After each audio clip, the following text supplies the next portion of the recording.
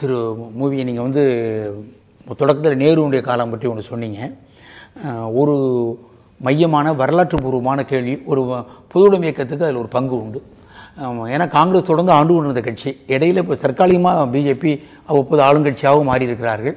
ஆனால் இப்போ பிஜேபியாக இருந்தாலும் இவர்களுக்கு அதில் வரலாறு தொடர்பு இல்லை என்று சொன்னாலும் ஜனசங்கம், அதுக்கு முதல்ல இந்து மகாசபா, இப்படி பல அமைப்புகளாக பேர் மாறி மாறி வர்றாங்க. இப்போ இருக்கிற அமைப்புகள்லாம் இன்றைக்கு உருவாக்கப்பட்டதுனால் பல சங்கிலி தொடர்பு கொண்ட இந்த வரலாற்றை, இவருடைய வரலாற்றை பற்றி பல்வேறு விதமான ஆவணங்கள், எழுத்துக்கள், புத்தக வடிவத்தில் தந்ததில் காங்கிரஸ் கட்சியை விட பொதுவுடைமை கட்சிக்கு ஒரு பெரும் பங்கு உண்டு. அதில் பல சிந்தனையாளர்கள் வரிசையாக என்னால் சொல்ல முடியும். ஆனால் இதில் ஒரு தொடர் போராட்டம் நிகழ்த்துகிற பெரும் பொறுப்பு உங்களுக்கு வரலாற்று பூர்வமாக இருந்திருக்கிறது. இதை நீங்கள் எப்படி பார்க்குறீங்க? நாங்கள் அந்த வரலாற்று கடமையை எங்களால் முடிந்தவரை இன்று வரை இந்த 30ஆம் தேதி வரை ஒரு பெரிய மாநாடு வைத்திருக்கிறோம். மத நல்லிணக்கம், அதே நேரத்தில் மத வெறியர்களை எதிர்த்த ஒரு இயக்கத்தை வைத்திருக்கிறோம். இதில் ஒன்றும் ஆரம்பத்தில் நாம் பேசுகிற பொழுது பாபர் மசூதி, ராம ஜென்மபூமி அங்கே இருந்ததற்கான எந்த வரலாற்று சான்றும் இல்லை. அந்த காலத்தில் 1528 கட்டப்பட்ட காலத்திலிருந்து இன்றைக்கி நாம் பேசுகிற வரீங்களா, இன்ற காலம் வரை ஆரம்பத்திலே துளசிதாசர் சமகாலத்தவர், அவர் ரொம்பவும் கீழ்நிலை வகுப்பை சேர்ந்தவர். அவர் மிக சிறந்த எழுத்தாளர், கவிஞர். அவரது எந்த குறிப்பிலும் அங்கே ராமர் பிறந்த இடம் என்னும் ஒரு இடத்துலையும் சொல்லலை. அவரை போல் ராமபக்தர் யாருமே இல்லை.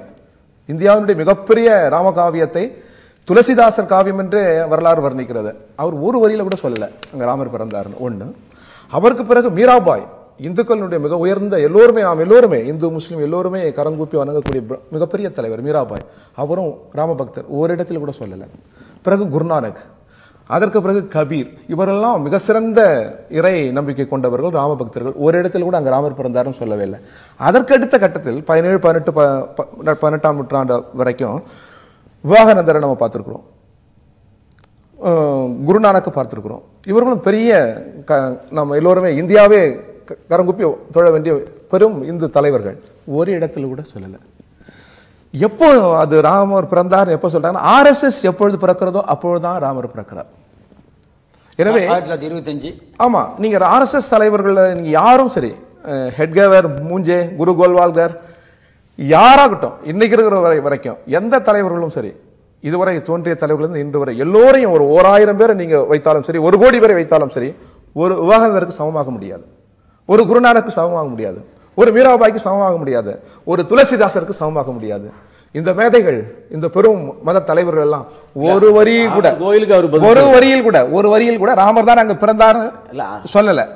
அது முழுக்க முழுக்க என்ன ஆவணங்கள், வரலாற்று ஆவணங்கள் என்ன, அது பாபர் காலத்தில் அதனுடைய அதிகாரிகள் கட்டியது. பிரச்சனையை உருவாக்கியது RSS தான். RSSக்கு அதாவது மகாத்மா காந்தி, நேரு ரெண்டு தேச தலைவர்கள் தான், 2 பேரும் காங்கிரஸ் தலைவர்கள் தான். 2 பேருக்கு நேர் எதிர்மறை உண்டு. ஒருவர் இறை நம்பிக்கை உள்ளவர், இன்னொருவர் விஞ்ஞான கண்ணோட்டம் உடையவர், இறை மறுப்பாளர். ஆனால் அதே நேரத்தில் மத நல்லிணக்கத்தில் இருவருமே ஒருவருக்கு ஒருவர் சளைத்தவர் இல்லை. இந்த 2 மாபெரும் மேதைகளினுடைய கருத்து ஆழமா இருக்கு. இந்தியா எதிர்த்து போராட வேண்டியது இந்த மத வெறியை தான். ஏன்னா அது மத நல்லிணக்கத்தை கெடுக்கிறது. இந்தியா எப்போதும் ஒரு நாடாக இருந்ததில்லை. ஆரியர்கள் வந்த போதும் சரி. என்ன கேக்குறீங்க, நான் அவரோட பேசுறேன், அப்ப நீங்க நான் பதில் சொல்லிடுறேன். பதில் சொல்லுங்க சார், கொஞ்சம் செவி மாடுங்க. இந்தியா எப்போதுமே ஒரு நிலப்பரப்பு கொண்ட தேசமாக இருந்ததில்லை. ஒரு மொழி பேசுகிற, ஒரு கலாச்சார, ஒரு பண்பாடு கூறுகளை கொண்ட ஒரு தேசமாக இருந்ததில்லை. ஒற்றை மதமாக இந்த நாடு இருந்ததில்லை. இந்த நாட்டின் சிறப்பு என்பதே பன்முகம் தான். பல மதங்கள் இங்க இருக்கும், பல கலாச்சார பண்பாட்டு கூறுகள் இருக்கும், பல மொழிகள் இங்கே இருக்கும். வேற்றுமைகள் இருந்தாலும் அதை சகித்துக் கொள்ள வேண்டும். அது எப்பொழுது தகர்க்கப்படுகிறது என்றால் RSS தோன்றுகிற போதுதான் தகர்க்கப்படுகிறது.